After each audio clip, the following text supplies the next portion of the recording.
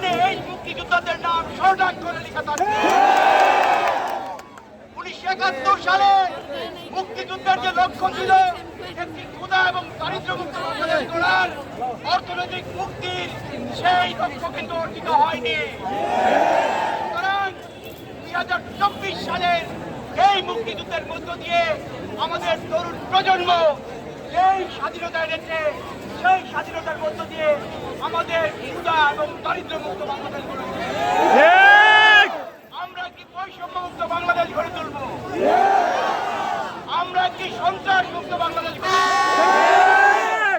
আমরা কি মুক্ত বাংলাদেশ গড়ে তুলব? এই বাংলাদেশে আর কখনো কোনো প্রতিবাদ আসবে না।